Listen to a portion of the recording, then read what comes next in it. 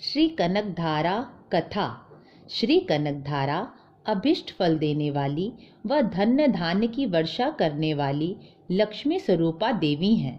इनकी उत्पत्ति की कथा प्रसिद्ध है।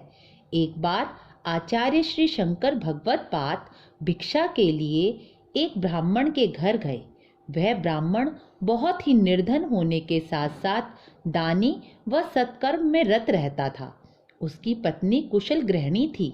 आचार्य के रूप में द्वार पर अतिथि को आया देखकर ब्राह्मण पत्नी बड़े ही असमंजस में पड़ गई कि उस अतिथि का सत्कार किस प्रकार करे, क्योंकि उनके घर में खाने को अन्न तक का दाना ना था।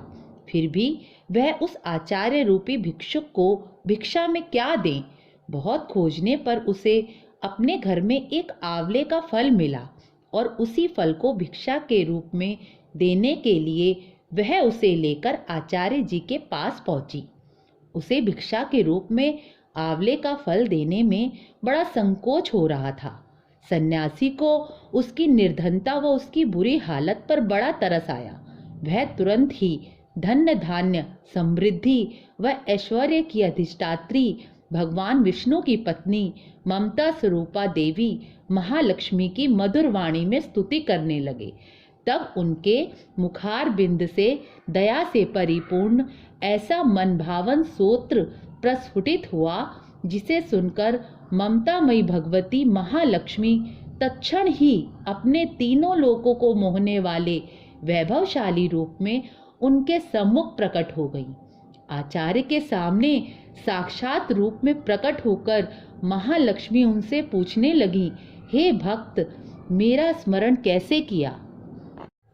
तब आचार्य ने उस ब्राह्मण परिवार की निर्धनता की बात माता को बताकर उनसे अनुरोध किया कि हे माता, आप अपनी कृपा से इस परिवार की निर्धनता को दूर करें। तब माता भगवती ने आचार्य को बताया कि इस गृहस्थ के भाग्य में दरिद्रता ही लिखी है। इसके प्रारब्ध में धन की प्राप्ति का योग है ही नहीं।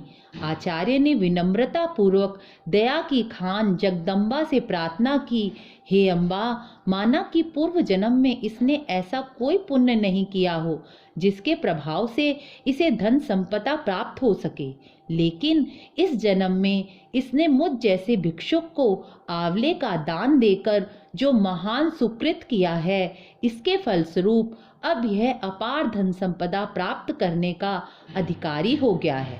अंत हे माता, अब आप इस पर अपनी कृपा दृष्टि की वर्षा अवश्य करें। आचार्य की इस युक्ति से भगवती निरुत्तर हो गईं और उसी समय माता लक्ष्मी की अनुकंपा से उस ब्राह्मण के आंगन में सोने की धारा बरसने लगी, जिसके फलस्वरूप उस सद्ग्रस्त ब्राह्मण की निर्धनता सदा सदा के लिए दूर हो गई और वह अतुल धन संपदा का स्वामी हो वैभवपूर्ण जीवन गुजारने लगा। इस कथा का शंकर दिग्विजय के चौथे सर्ग में उल्लेख पाया जाता है। सोने की धारा के रूप में प्रकट होने के कारण आचार्य के मुख से निकले सूत्र को कनकधारा सूत्र के नाम से जाना गया। इस सूत्र का श्रद्धा पूर्वक, भक्ति भाव से, आत्र भाव से प्रेम पूर्वक पाठ करने पर अनेक लोगों को धन संपदा की प्राप्ति हुई है। धन की इच्छा रखने वाले लोग इस कनकधारा स्तोत्र के पाठ से लाभान्वित हो सकें, यही हमारी आशा है।